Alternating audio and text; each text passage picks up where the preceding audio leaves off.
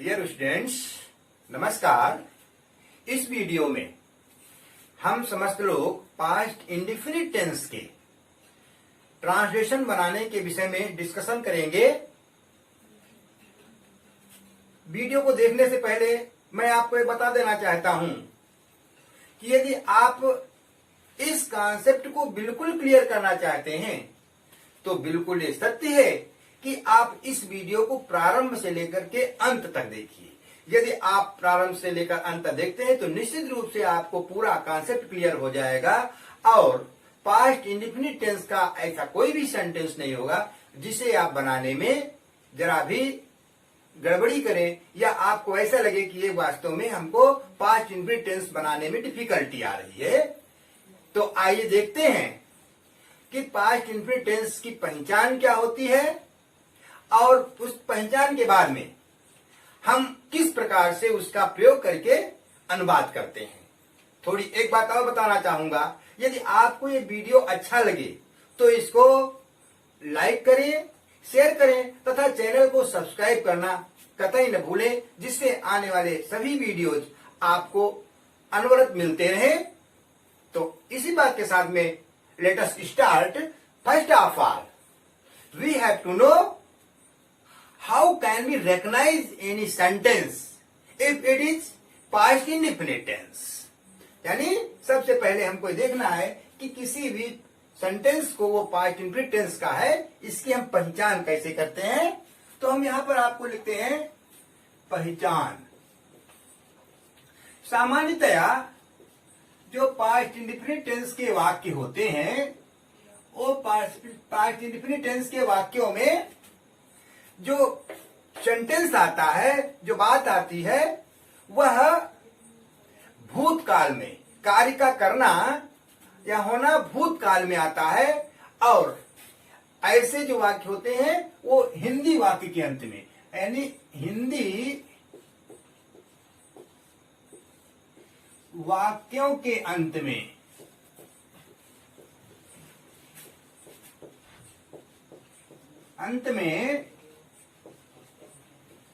ता था, कामा, ती थी, ते थे अथवा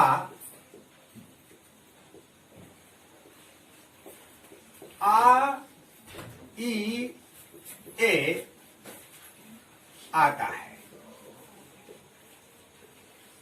उदाहरणार्थ हमने कह दिया मैंने तुम्हें इंग्लिश पढ़ाई, लास्ट में पढ़ाई ई आया। तुमने अपने बड़ों का कहना नहीं माना, माना आ। अथवा जब हम इन बातों की बात करेंगे तो हमने कहेंगे हम वह किताब खरीदता था। सीता अपनी माता जी के साथ में मंदिर जाती थी। ये ऐसे वाक्य अंत में ता आया, ता था आया, ती थे आया या आ ई ए आया है, अतः ये पास्ट इंडेफिनिट टेंस का वाक्य हुआ। अब जब हम ये क्लियर कर लेते हैं कि हमारा पास्ट इंडेफिनिट टेंस का वाक्य है तो फिर हम बात करते हैं इसके अनुवाद बनाने की। अनुवाद का नियम, यानी किस प्रकार से हम इसका ट्रांसलेशन करते हैं। तो अनुवाद का नियम,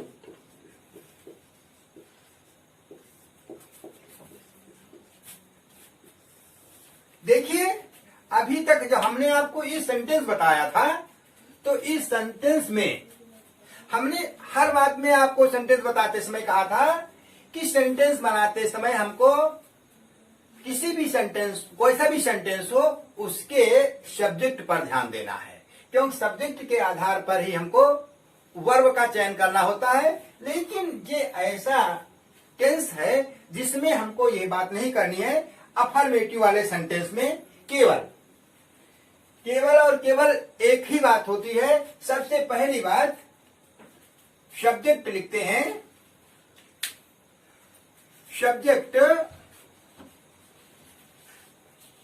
सब्जेक्ट के बाद में वर्ब की सेकेंड फॉर्म, और उसके बाद में ऑब्जेक्ट लिख देते हैं। बस यही एक सिंपल सा फार्मूला है जो असर्टिव सेंटेंस बनाने में जो अफर्मेटिव वाक्य होते हैं उसमें काम करता है।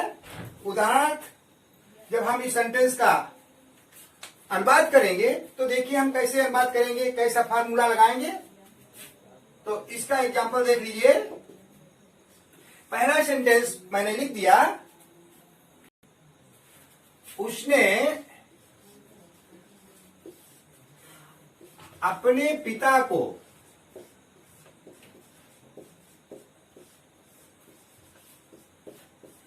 एक पत्र लिखा।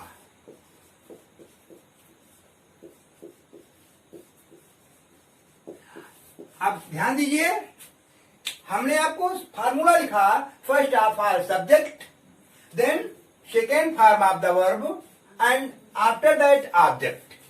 तो जब इसका हम अनुवाद करेंगे तो उसने, अब यहां पर ध्यान दीजिए, उसने यहां पर जब हम, ये सब्जेक्टिव केस है, नॉमिनेटिव केस है, इसलिए हम उसने की इंग्लिश लिखेंगे ही।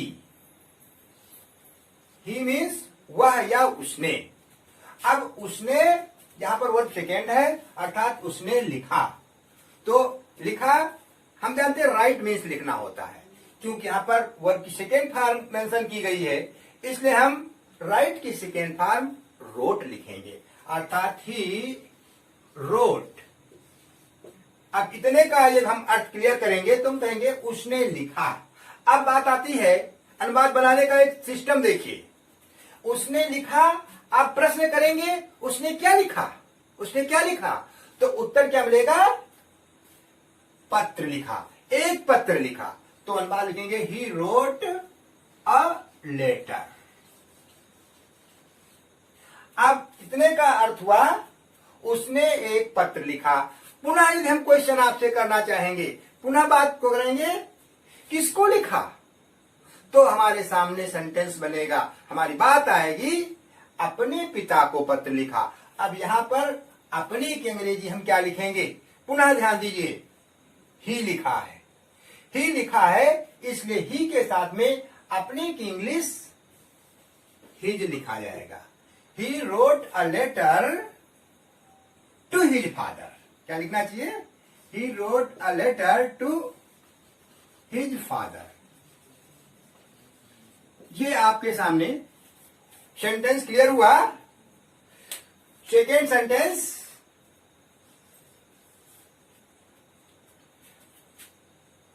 गीता ने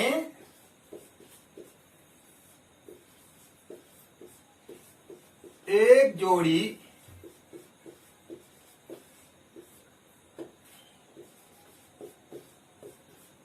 फीते खरीदे। अब जब इस सेंटेंस को देखेंगे, पुनः वही बात है, ये हमारा अफर्मेटिव सेंटेंस है, स्वीकारात्मक है। तो गीता ने खरीदे, सब्जेक्ट हमारा गीता। अब इसमें हमने पहले बताया था, चाहे कर्ता एक वचन में हो, चाहे कर्ता बहुवचन में हो, हमेशा असर्टिव सेंटेंस में वर्ब की सेकेंड फॉर्म यूज करते हैं।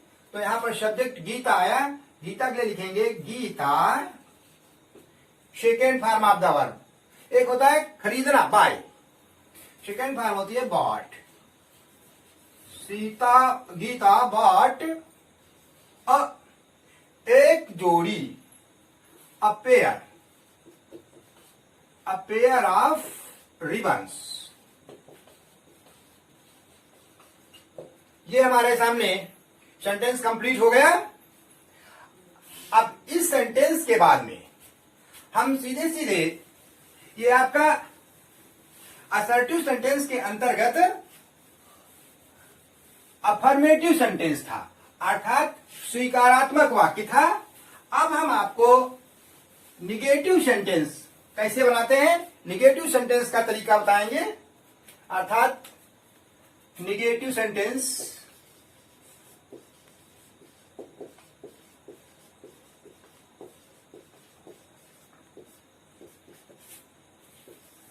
निगेटिव अर्थात नकारात्मक, जो जिसमें नॉट का भाव आता है, जिसमें नॉट लिखा होता है, ऐसे वाक्य नकारात्मक कहलाते हैं।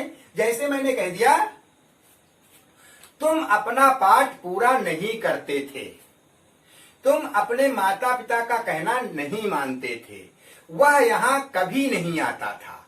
ये जितने भी वाक्य हैं ता, था, ती, थी, ते, थे के साथ में नहीं आया है, अर्थात ये सेंटेंस हमारे पास्ट इंडेफिनिट टेंस के अंतर्गत निगेटिव सेंटेंस कहलाएंगे। अब जब ये निगेटिव हो गया तो निगेटिव सेंटेंस का फार्मूला कैसे अप्लाई करते हैं, जरा ध्यान दीजिए। सबसे पहले हम सब्जेक्ट लिखते हैं, subject plus did not plus verb first. जैसे निगेटिव आया तो डिड नॉट आते ही वर्ब की फर्स्ट फॉर्म का यूज करेंगे और इसके बाद में सीधे सीधे ऑब्जेक्ट लिख देते हैं। इस प्रकार ये हमारा फार्मूला पास्ट इंडेफिनिट में निगेटिव सेंटेंस बनाने का फार्मूला हमारे सामने आ गया। अब देखिए एग्जाम्पल पुनः देखते हैं। फर्स्ट एग्जाम्पल,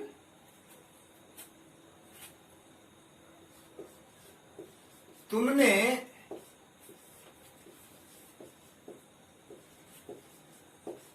अपने भाई की मदद नहीं की।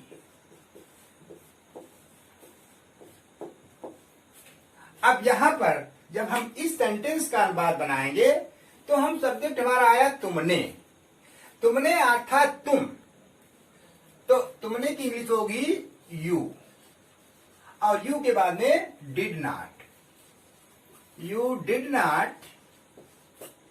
अब फिर वर्ब है मदद करना, फॉर्म चलती है हेल्प, हेल्प्ड, हेल्प्ड। अब यहां पर चूंकि डिड नॉट आ गया अर्थात वर्ब की फर्स्ट फॉर्म का यूज करेंगे, इसलिए लिखेंगे यू डिड नॉट हेल्प अपने भाई की। मैंने बार बार आपको बताया है अपने की इंग्लिश क्या होती है, मोस्टली चाहे कोई स्टूडेंट 6 का हो, चाहे 7th, 8th, 9th, 10th, 11th और 12th का हो, या और भी अपनी तैयारी आप करते हो, आपके मन में भी ये बात छिपी रहती है कि हम अपने की अंग्रेजी क्या लिखेंगे। अब बात सही भी है, बार बार अपना आता है, लेकिन जैसा सब्जेक्ट होता है उसी के हिसाब से अपने की अंग्रेजी लिखी जाती है। अब यहां पर तुमने यानी तुम, यू के साथ में अपने की अंग्रेजी योर लिखी जाएगी। You did not help your brother. Sentence number 2,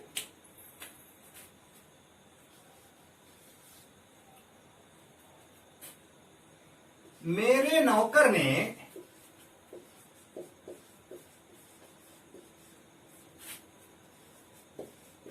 झूठ नहीं बोला।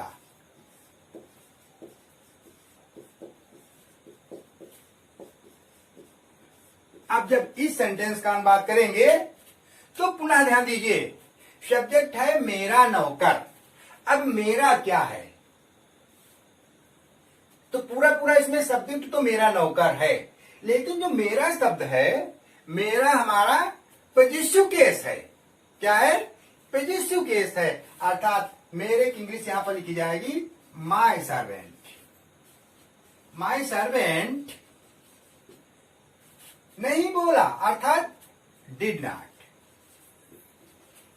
एक चीज और ध्यान रखिए आप लोग, झूठ बोलना, सत्य बोलना, झूठ बोलने के लिए टेल अ लाई लिखते हैं और सत्य बोलना स्पीक द ट्रुथ लिखते हैं। दोनों की वे बोलना है, लेकिन दोनों की इंग्लिश अलग अलग होती है। इसलिए यहां पर लिखेंगे my servant did not tell a लाई।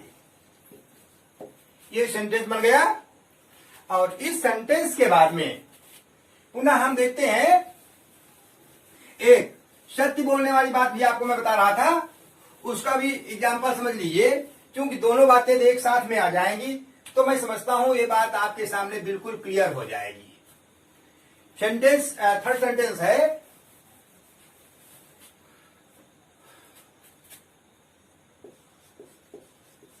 ममता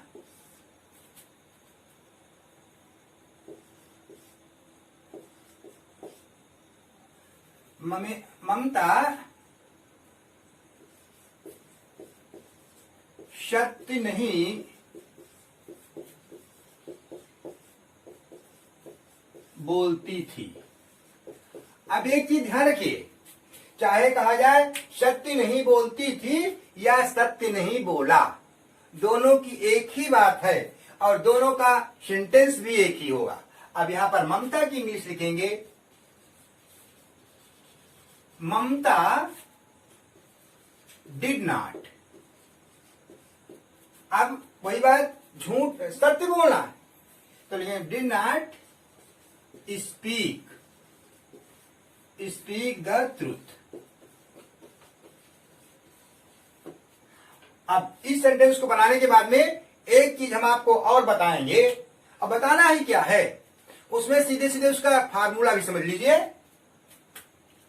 यदि सेंटेंस में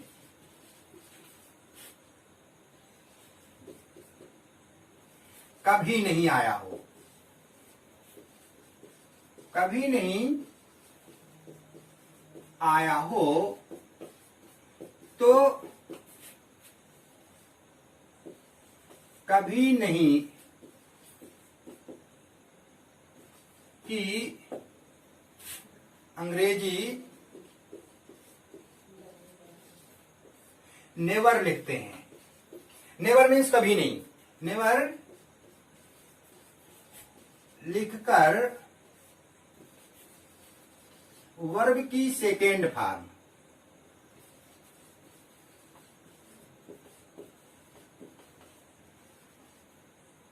का प्रयोग करते हैं। अब सबसे महत्वपूर्ण बात है कि कभी कभी हमको ये लग जाता है कि इसमें नहीं आया है। अब जब नहीं आया है यानी तो डिड नॉट सर ने बताया था, आपने कह दिया कि डिड नॉट सर ने लिखा था, और यहां पर कहीं जो एग्जाम्पल दिया सर ने उसमें डिड नॉट नहीं आया, तो आपके सामने मैंने ये फार्मूला लिख दिया, ये बात लिख दी। इस बात को भी आप अपने दिमाग में बिल्कुल फिट रखिए। अब इसका एक एग्जाम्पल देख लीजिए।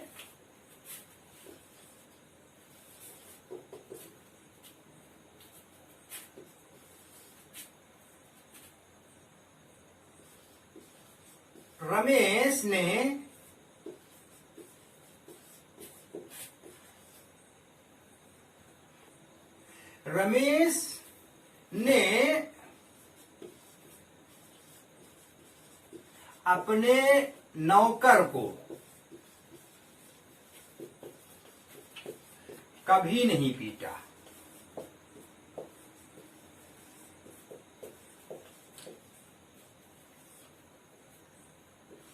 अब इस सेंटेंस का जब हम ट्रांसलेशन करेंगे तो यहां पर शब्द आ गया कभी नहीं। कभी नहीं की इंग्लिश मैंने पहले बता दिया, यहां पर ये लिखा है कभी नहीं और इसकी अंग्रेजी होती है नेवर। लेकिन जब नेवर लगाते हैं तो वर्ब की सेकेंड फॉर्म, कौन सी फॉर्म में दी गई है? Second form of the verb भी यूज करते हैं नहीं आने के बावजूद भी। तो हम इसका अनुवाद करें तो लिखेंगे रमेश नेवर। अब यहां पर है पीटना। अब एक शब्द आता है, वर्ब आती है बीट, ये शब्द आता है बीट। बीट इसके माने होता है पीटना। अब जब इसकी फॉर्म चलती है तो लिखा था बीट बीट बीटन। तो ये हमारा फर्स्ट फॉर्म है और ये हमारा सेकेंड फॉर्म है और ये हमारा थर्ड फॉर्म है। तो जब यहां पर यूज करेंगे पीटा की इंग्लिश, ये सेकेंड फॉर्म यूज करेंगे। तो क्या लिखेंगे? रमेश नेवर बीट अपने नौकर को। अपना ध्यान दीजिए, अब यहां पर रमेश के हिसाब से अपने की अंग्रेजी लिखेंगे तो लिखेंगे हिज सर्वेंट। नेक्स्ट सेंटेंस, अगला सेंटेंस भी इसी से संबंधित रहेगा। यानी कभी नहीं से, जिससे हम सोचते हैं आपको बिल्कुल क्लियर ही हो जाए, ऐसी कोई चीज न छूटने पाए जिसमें आपको किसी प्रकार की दिक्कत हो। बढ़ाई ने ऐसी सुंदर मेज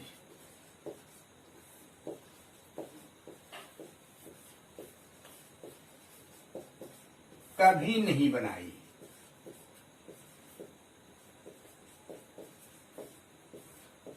अब जब इस सेंटेंस का हम अनुवाद करेंगे तो कहेंगे बढ़ाई ने, तो इंग्लिश लिखेंगे द कारपेंटर।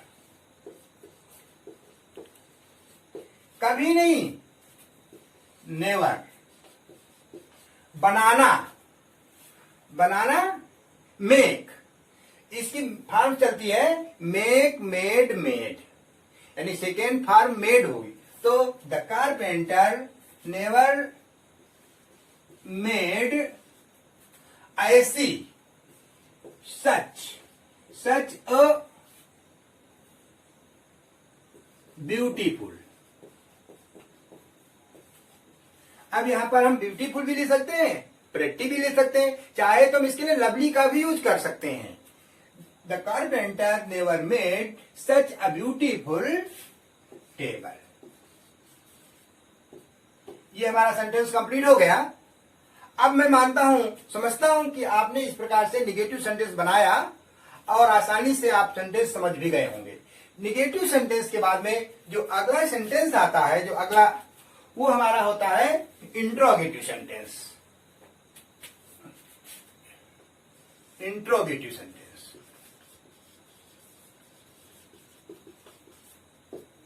अब जब इस जो इंट्रोगेटिव होता है, हमने आपको पहले बता दिया है और बार बार जब भी मैं आपको ट्रांसलेशन करवाता हूं या मैं कोई दूसरी बात करता हूं तो उस समय सेंटेंस को बताते समय, बनाते समय मैं आपको बताता हूं कि जो इंट्रोगेटिव सेंटेंस दो प्रकार के होते हैं। तो एक तो वो सेंटेंस जिसमें क्या सर्वप्रथम आता है, क्या सर्वप्रथम आने पर।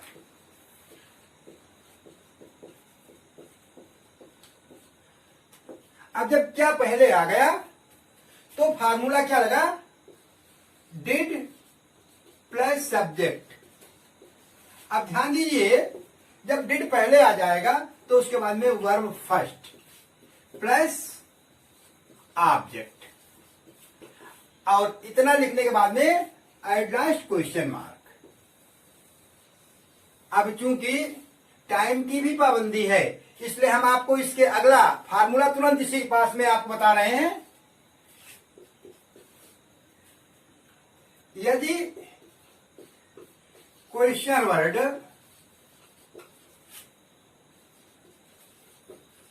वाक्य के बीच में आए,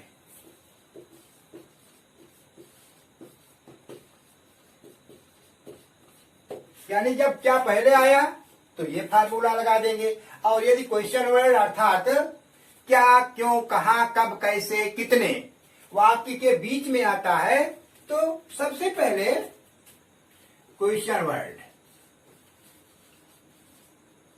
plus did plus subject plus verb first plus object और एडलास्ट क्वेश्चन मार्क। अब ये दो, इसमें दो फार्मूले बन गए, और दोनों फार्मूले जो बने, इन दोनों फार्मूलों का हम एग्जाम्पल देखेंगे, क्योंकि दोनों में से पता नहीं कौन सा अनुवाद, किस सेंटेंस से अनुवाद आपको कोई पूछ ले और आपको लगे कि कैसे है, तो दोनों को समझाना और मुझे समझाना जरूरी है।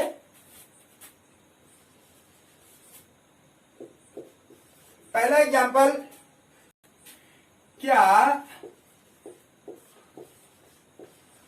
कल रवि ने अपना पाठ याद किया, याद किया था या याद किया, दोनों की कंडीशन एक ही है। अब एक चीज ध्यान रखिए, यहां पर एक शब्द आया है कल। कल की इंग्लिश दो होती है, एक वो कल जो आने वाला कल होता है यानी भविष्य में, और एक कल वो होता है जो पास्ट में भूत में हो गया। तो आने वाले कल के लिए टुमारो का यूज करते हैं, जो बीत गया पिछला है उसमें पास्ट टेंस में कल की इंग्लिश एस्टरडे लिखी जाती। जैसे अब इसको बनाएंगे तो लिखेंगे डिड रवि। अब डिड रवि याद करना, learn. Did Ravi learn his lesson कल एस्टरडे।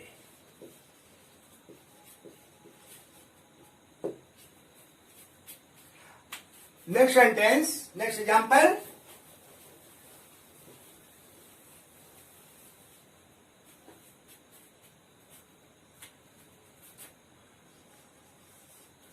मनोज ने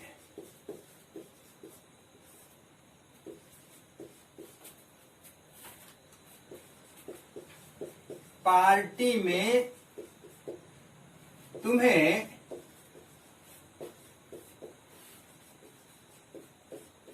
क्यों बुलाया था?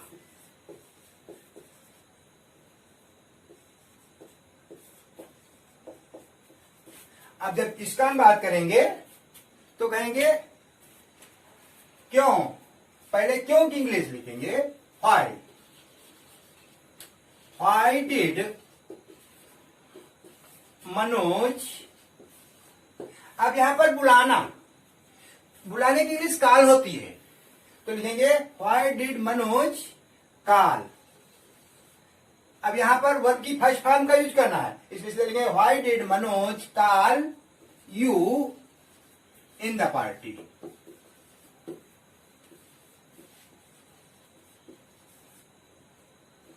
ये हमारा सेंटेंस कंप्लीट हो गया, और इस कंप्लीट सेंटेंस के बाद में हम आपको सीधे सीधे बता रहे हैं इंट्रोगेटिव निगेटिव सेंटेंस।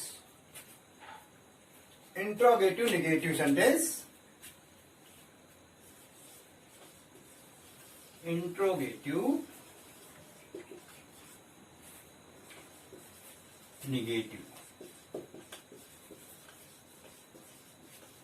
अब जो इंट्रोगेटिव निगेटिव सेंटेंस होता है उसमें भी कोई विशेष बात नहीं है, केवल क्या पहले और नॉट बीच में आता है। क्या होता है? क्या पहले और नॉट बीच में। तो ऐसी कंडीशन में जब क्या पहले हो, तो यहां पर भी स्पष्ट कर देता हूं पुनः, क्या पहले आने पर,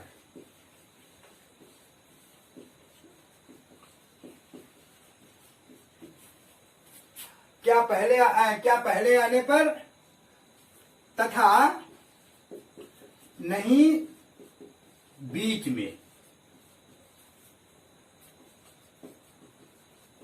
बीच में हो। सामान्य तौर पर इतने पर ही समझिए, जब ये चीज हमारे सामने होगी तो हम जो फार्मूला लिखेंगे तो सबसे पहले हम लिखेंगे did plus subject plus not plus verb first plus object at last question mark.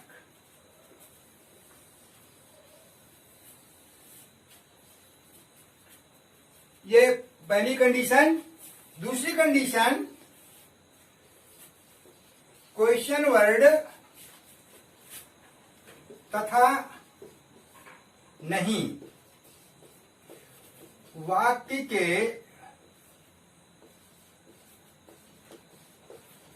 बीच में आने पर। अब ध्यान दीजिए, जब हमारे सामने ये कंडीशन आएगी तो फिर उसके लिए भी फार्मूला ठीक यही फार्मूला रहेगा। केवल एक बात हमको ध्यान रखनी है कि इस क्वेश्चन वर्ड यानी जो क्वेश्चन वर्ड आया है उसकी अंग्रेजी सबसे पहले लिखें। यानी तो इसका फार्मूला बनेगा क्वेश्चन वर्ड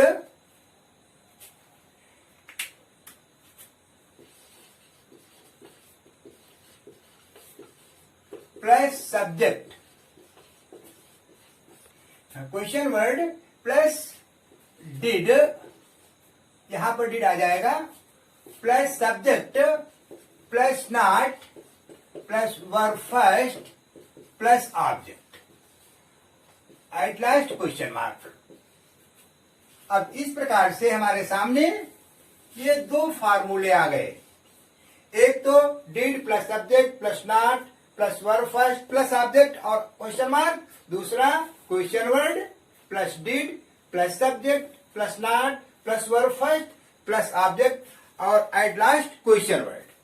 अब इन दोनों के एग्जांपल्स भी देख लीजिए, क्योंकि मैंने आपको बार बार बताया है कि इंग्लिश में इन फार्मूलों का इंपॉर्टेंस तभी है जब हम अनुवाद बनाना जानते हो या कार्य करना, क्योंकि इंग्लिश में कोई ट्रांसलेशन में फार्मूला लिखने के लिए नहीं आता है, या as a mathematics as a physics और केमिस्ट्री यदि हमने फार्मूला लिख दिया तो भी नंबर दिया जाएगा, लेकिन इंग्लिश में ऐसा नहीं। यदि आपको फार्मूला रटा हुआ है लेकिन आपने उसका यूज नहीं किया तो कुछ नहीं होगा। इसलिए फार्मूले के साथ साथ में पहले सीधे सीधे इसका प्रयोग करना। क्या सुमन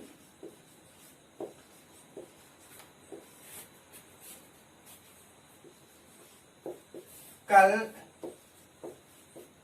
पत्र नहीं लिखती थी?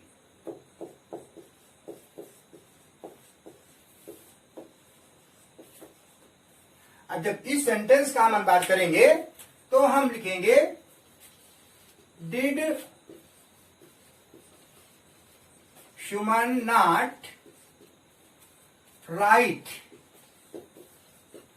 अ लेटर yesterday?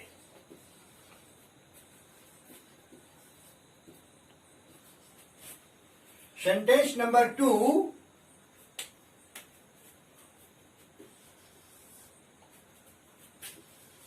क्या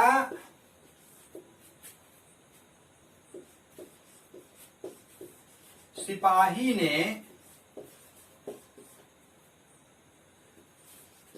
दो चोरों को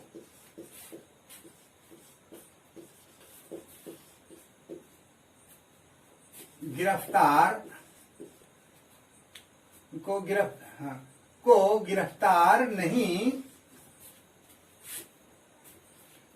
नहीं किया था? अब जब इसका हम अनुवाद करेंगे तो क्या पहले ही है, सीधे लिखेंगे डिड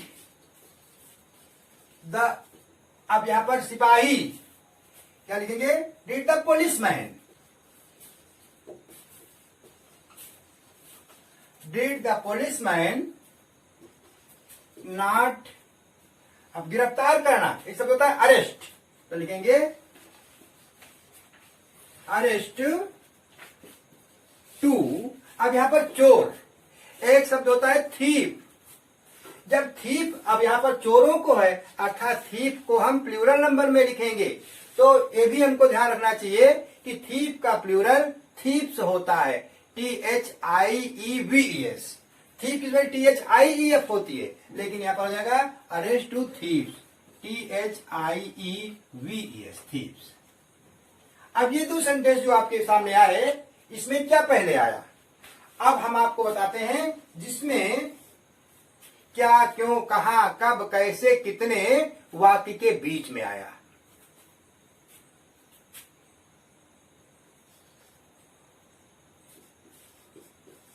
राजेश अपने नौकर को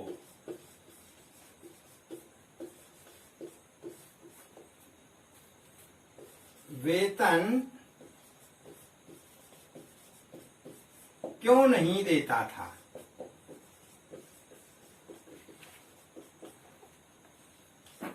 अब जब इसका हम बात करेंगे तो हम कहेंगे व्हाई, व्हाई मीन्स क्यों, व्हाई डिड राजेश नॉट पे, नॉट पे यानी नहीं देता था, अब क्या नहीं देता था, वेतन। व्हाई डिड राजेश नॉट पे द सैलरी, अब अपने नौकर को to his servant.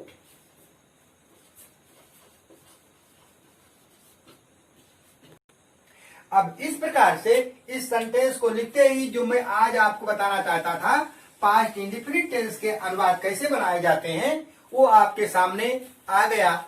यदि आपने इस फार्मूले का या इन फार्मूलों का यूज किया तो निश्चित रूप से आप पास्ट इंडेफिनिट के सेंटेंस का अनुवाद आसानी से कर लेंगे। और साथ ही साथ में जब आपको आपने पूरा वीडियो प्रारंभ से अंत तक देखा हो तो निश्चित रूप से इसका आपको लाभ होगा। और यदि लाभ हुआ हो तो इस हमारे चैनल को, हमारे इन वीडियोज को लाइक करें, शेयर करें तथा चैनल को सब्सक्राइब करना कतई न भूलें तथा अपने अन्य मित्रों को भी इस बात के लिए प्रेरित करें कि वो इस चैनल में आकर के सेंटेंस को समझें, देखें, वीडियो को देखें और इंग्लिश में महारत हासिल करें। यही आज मेरी आपसे अपेक्षा है। आज के लिए इतना ही। धन्यवाद।